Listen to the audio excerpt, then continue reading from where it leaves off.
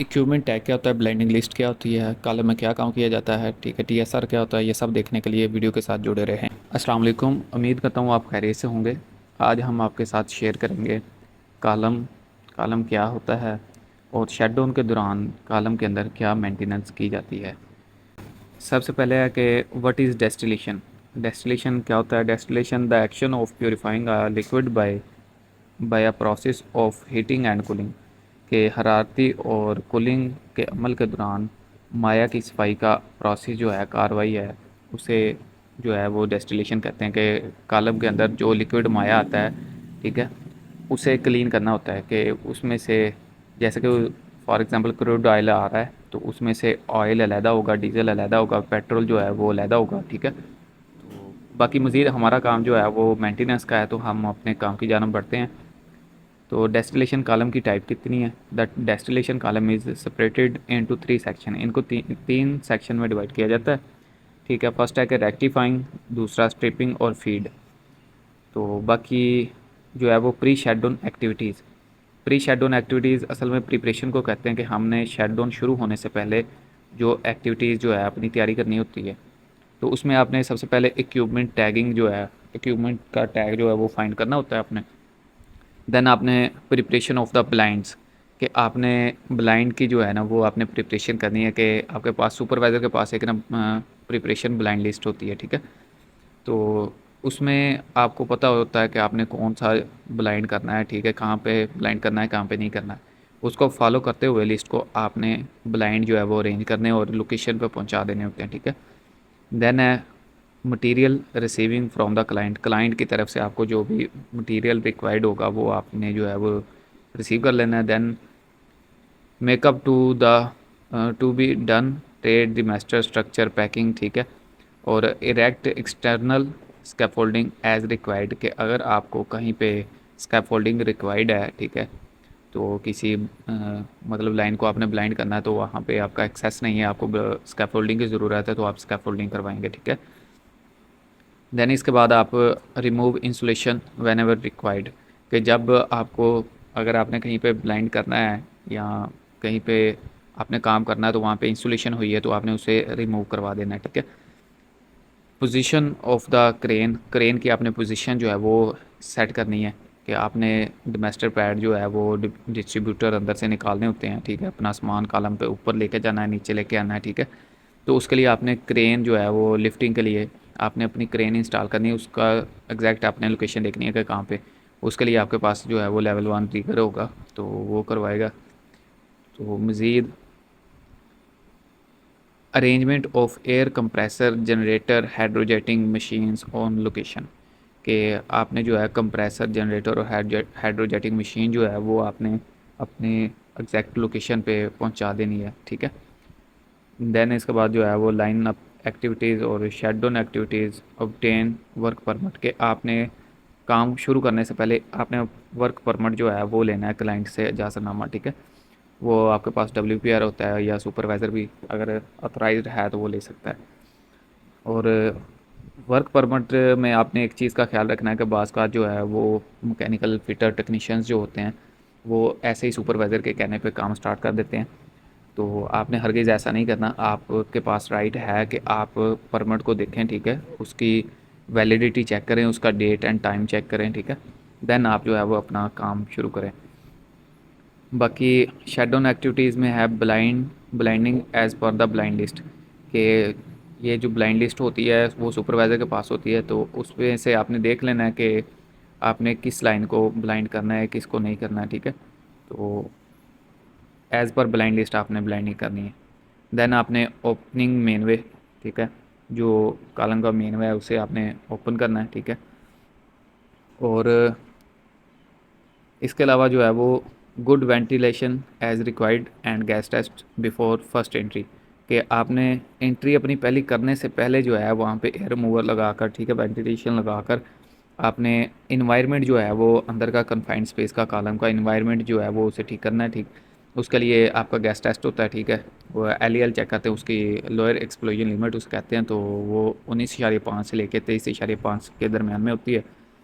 तो वो आपका सेफ्टी वाला चेक करेगा, देन वो आपको गो हेड देगा काम स्टार्ट करने का, ठीक है।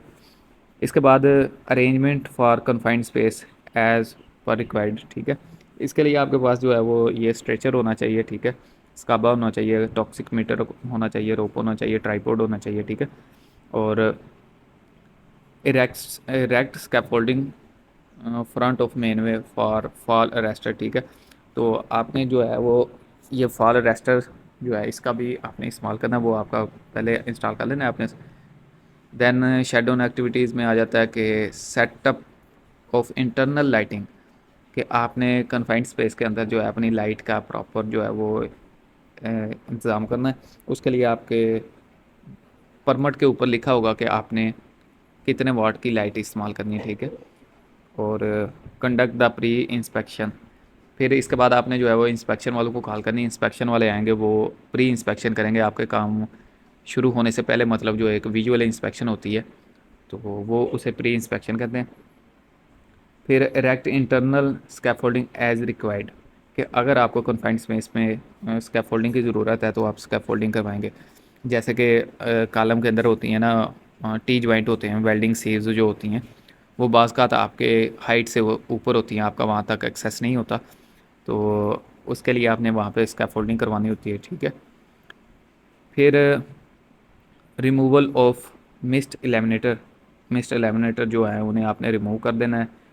रिमूवल ऑफ डिस्ट्रीब्यूटर, ये जो है वो डिस्ट्रीब्यूटर है, इसे आपने रिमूव करना है। इसका काम ये होता है कि जो लिक्विड आता है उसे डिस्ट्रीब्यूट करता है, ठीक है। और फिर है कि आपने जो भी अंदर ट्रेज वगैरह हैं, multiple when devices remove place as per requirement required, ठीक है। तो वो जैसे आपको आपने जब कॉलम के अंदर काम करना है उसके बाद फिर आपने इंस्पेक्शन को भी फॉलो करना होता है, जैसे जैसे आपको इंस्पेक्शन कहेगी वैसे आपने काम करना होता है, ठीक है। आगे आ जाता है TSR। TSR ये इंटरव्यू वाला सवाल में भी पूछ सकता है कि TSR क्या होता है। इसे ट्रेस स्पोर्ट रिंग कहते हैं, जिसके ऊपर आपकी ट्रेस जो है ना वो बैठती हैं, ठीक है, फिक्स की जाती हैं। और इसके बाद आ गया जी शट डाउन एक्टिविटीज़ के दौरान आपने रिमूवल ऑफ इंटरनल ट्रेस, के जो अंदर ट्रेस लगी हुई हैं, सीव्स ट्रेस हैं, बबल कैप ट्रेस हैं, उन्हें आप जो है ना वो रिमूव करना होता है। और ट्रेस रिमूव करने के बाद जो है रिमूवल ऑफ चिमनी ट्रे और लिक्विड कलेक्टर, ये लिक्विड कलेक्टर जो हैं ये और चिमनी ट्रेस जो है इन्हें आपने रिमूव कर लिया। इसके बाद टाइप ऑफ ट्रेस, ये सवाल भी पूछा जाता है इंटरव्यू में कि टाइप ऑफ ट्रेस की कितनी इकसाम है। उसमें आपने बताना है कि बबल कैप ट्रे, ठीक है, ये इसके ना कप होते हैं, ठीक है, बबल कप ट्रेज, और सीव ट्रेज है ये, और ये वाल्व ट्रे है। वाल्व ट्रे इसका ना होता है कि जैसे नीचे से प्रेशर आता है तो ये ऑटोमेटिक जो है ऊपर उठ जाती हैं ये ना इसके बबल जो है वाल्व, तो ऑटोमेटिक ऑपरेट होती है, ठीक है। देन इसके बाद है कैटरिंग, ठीक है, कार्ट्रिज ट्रेज और फिक्स्ड वाल्व ट्रेज, ठीक है। फिर रिमूवल ऑफ डाउन कमर, जो डाउन कमर है उसे आपने रिमूव कर दिया। रिमूव ऑफ बेड लिमिटर जो है इसे आपने रिमूव कर देना है। तो उसके अंदर ना रैंडम पैकिंग होती है, स्ट्रक्चर पैकिंग होती है, वहाँ पे ना इस्तेमाल होते हैं रैशिंग रिंग, पॉल रिंग्स, ठीक है, इन्हें का ये हैं रैशिंग रिंग और पॉल रिंग्स। इन्हें आपने जो है वो रिमूव करना होता है, निकाल के बाहर ना एक जो है बैग होता है, ठीक है, प्लास्टिक बैग, और उनमें आपने जो है इन्हें भर लेना होता है। और ये अगर इंस्पेक्शन वाले चेक करते हैं अगर, तो ये फिर से इस्तेमाल हो सकते होंगे, ठीक है, तो इसे जो है वो वॉश करके दोबारा इस्तेमाल किया जाएगा, अदरवाइज़ नए जो है वो इंस्टॉल किए जाते हैं। फिर आ जाता है स्ट्रक्चर पैकिंग, उसमें आ जाती है ग्रिड पैकिंग है, मेला पैकिंग है और गाइजर पैकिंग है। फिर clean spot grid before inspection, inspection से पहले ये जो आपका ग्रिड नज़र आ रहा है इसे आपने क्लीन कर लेना है, फिर आपने इसकी इंस्पेक्शन करवानी है। और manual cleaning on hydrojet cleaning, ठीक है, मैनुअल क्लीनिंग भी होती है और हाइड्रोजेट क्लीनिंग भी होती है, ठीक है। हाइड्रोजेट क्लीनिंग में जो है हाइड्रोजेटिंग वाली टीम क्लीन करती है, और मैनुअल में आप जो है वायर ब्रश वगैरह की मदद से जो है वो क्लीनिंग करते हैं। और रिपेयर और replacement TSR trays internals if required, कि अगर ये नज़र आ रहा है आपको TSR जो है ये ना जंग की कोरोजन की वजह से जो है वो ख़त्म हो चुका है, तो इस तरह अगर जो है उन्हें रिप्लेस करने की ज़रूरत होगी या रिपेयर करने की ज़रूरत होगी वो आपको इंस्पेक्शन वाले ही बताएंगे, देन आपने करना है। Disconnect electrical instrument connection coils, remove all insulation valve, level gauge and level bridge वगैरह, ठीक है, इन्हें आपने रिमूव कर देना है। Buffing of T joint for N D T, ठीक है, जो वेल्डिंग जॉइंट होते हैं, ठीक है, जिन्हें क्लीन करवाना होता है, ठीक है, वो इंस्पेक्शन वाले करवाते हैं। उसकी ना डीपीटी की जाती है, उसमें क्रैक पिन होल वगैरह जो है वो चेक किए जाते हैं, ठीक है। तो उसके वो इंस्पेक्शन वाले आपको बताएंगे आपने कितना करना है। वैसे तो होता है वो ना 1 फुट तक जो है वो उन्हें क्लीन किया जाता है, ठीक है। बाकी मज़ीद जो है वो इंस्पेक्शन वाले ही आपको बताएंगे कि आपने कितना उसे क्लीन करना है, कितना नहीं करना है। और ओपन स्किट मेनवे, ठीक है, स्किट मेनवे जो है remove insulation conduct NDT of bottom external nozzle dish, ठीक है। तो स्किट मेनवे जो है वो मैं अभी आपको शो करवा देता हूँ कि ये जहाँ पे एरो आ रहे हैं ये वाला, ये स्किट मेनवे है, ठीक है। आपको अगर नज़र आ रहा हो तो ये है, ठीक है। तो ये जब कॉलम खड़ा होगा मतलब ना, तो उस दौरान आपको सबसे नीचे जो एक स्किट नज़र आ रहा होता है, जाली लगी होती है मेनवे के बाहर, उसे स्किट मेनवे कहते हैं। और यहाँ से आपने अंदर जाना होता है और ये जो नोज़ल हैं इनकी आपने ना इंस्पेक्शन करनी होती है। तो उसके लिए आपके पास वो डीपीटी वाला एनडीटी वाला बंदा होता है, उसने इसकी यूटीजी करनी होती है, थिकनेस करनी होती है इन नोज़ल की, और इनकी डीपीटी करनी होती है यहाँ पे वेल्डिंग की ना। यहाँ पे कोई क्रैक वगैरह तो नहीं है, बस इतना सा काम होता है यहाँ पे। और स्किट मेन में हो गया। देन इसके बाद हम आ जाते हैं कि before installation conduct the inspection, ठीक है, लेज़र लेवल इफ़ रिक्वायर्ड, ठीक है। तो वो इंस्पेक्शन वालों के पास होती है 1024 लक्स की जो है वो लाइट इस्तेमाल करते हैं। और रिमूव इंटरनल स्कैफोल्डिंग, अंदर अगर आपने कोई भी स्कैफोल्डिंग करवाई हुई है तो उसे आपने रिमूव करवा देना है, ठीक है। पैकिंग लोडिंग आ जाता है, उसके बाद आपने जो है वो रैंडम पैकिंग में जो स्ट्रक्चर वो इस्तेमाल होते हैं, रैशिंग रिंग, फॉल रिंग वगैरह, ठीक है, उनकी दोबारा आपने लोडिंग करनी है। और fix back of bed limiter, ठीक है, लिमिटर जो है वो आपने रिमूव किया था उसे आपने दोबारा जो है वो फिक्स कर देना है। फिक्स बैक डाउन कमर, आपने डाउन कमर भी जो है उसे फिक्स कर देना है। Conduct the inspection before install internal mainways, ठीक है। अभी जो है वो मैं मज़ीद डीपली एक्सप्लेन इसलिए नहीं कर रहा कि वीडियो बहुत ज़्यादा लंबी हो जाएगी और आपके लिए भी फिर बोरिंग का बाइस बनेगी। तो हम जो है वो मेन जो है वो डिस्कस कर लेते हैं। बाकी अगर किसी भाई का कोई सवाल हो तो वो कमेंट में आप बता सकते हैं, क्योंकि अगर मुझसे भी कोई गलती वगैरह हो जाए तो आप वो इस्लाह कर सकते हैं, क्योंकि हर बंदे को सारा इल्म नहीं होता, लेकिन हर एक को थोड़ा थोड़ा इल्म ज़रूर होता है।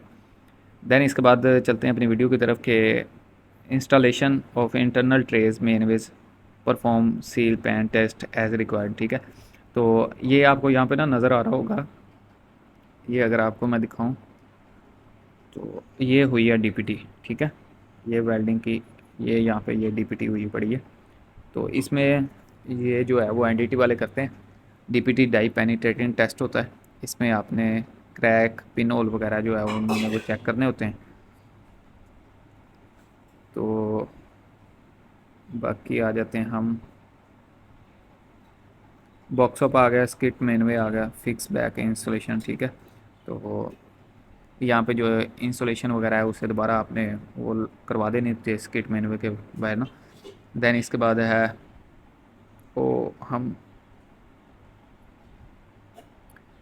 इसके अलावा जो है रिमूवल ऑफ इंटरनल लाइट, ठीक है, जो भी आपने उसके अंदर इंटरनल लाइट इस्तेमाल की हैं, ठीक है, उन्हें आपने रिमूव करवा देना होता है। और इसके बाद आपका आ जाता है बॉक्सअप ऑफ मेनवेज, ठीक है, बॉक्सअप ऑफ मेनवे विद टार्किंग, कि आपने मेनवे को जब बंद कर देना है उसका आपने बोल्ट को वैसे जो है वो उसके थ्रेडेड जो है मिला लेना है। और एक चीज़ का ख्याल रखना है कि आपके शार्ट बोल्टिंग नहीं होनी चाहिए यहाँ पे ना, आपके दोनों साइड पे जो है वो थ्रेडेड सेम होने चाहिए। अगर एक साइड से 3 या 4 थ्रेडेड जो है वो बाहर नज़र आ रहे हैं, ठीक है, तो मेनवे के दूसरी तरफ भी जो है वो थ्रेडेड उतने ही बाहर होने चाहिए, ठीक है। अगर एक साइड से आपके 2 थ्रेड नज़र आ रहे हैं और दूसरी तरफ से 6 या 7 नज़र आ रहे हैं तो ये प्रॉपर नहीं होती, और इसे जो है वो शार्ट बोल्टिंग कहा जाता है। बाकी मज़ीद जो है वो टार्किंग वाले जो है वो सेट कर लेते हैं। और इसके बाद आपने डी ब्लाइंडिंग विद टार्किंग, ठीक है, आपने जितनी भी लाइंस जो हैं वो ब्लाइंड की हैं एज़ पर ब्लाइंड लिस्ट, उन्हें आपने दोबारा फिर से डी ब्लाइंड कर देना है, ठीक है। नई गैस किट जो है वो आपने इस्तेमाल करके उसे ब्लाइंड करना है। और लास्ट में आ जाता है आपका हाउस कीपिंग। ठीक है, house keeping material tools return to designated stores. क्या आपने फॉर एग्जांपल गैसकेट्स ब्लाइंड्स वगैरह जो हैं, ठीक है, वो आपने जहाँ से उठाए होते हैं वहाँ स्टोर में आपने बकाया जो माल है वो वहाँ पे पहुँचा देना होता है। ठीक है, आपने उसकी अपने एरिया के प्रॉपर हाउस कीपिंग कर लेनी होती है। ठीक है, तो ये था हमारा कॉलम। बाकी मज़ीद जो है, अगर वीडियो आपको अच्छी लगी हो तो चैनल को लाइक और सब्सक्राइब कर दें। मिलते हैं नेक्स्ट वीडियो में, तब तक के लिए दें इजाज़त। अल्लाह हाफिज़।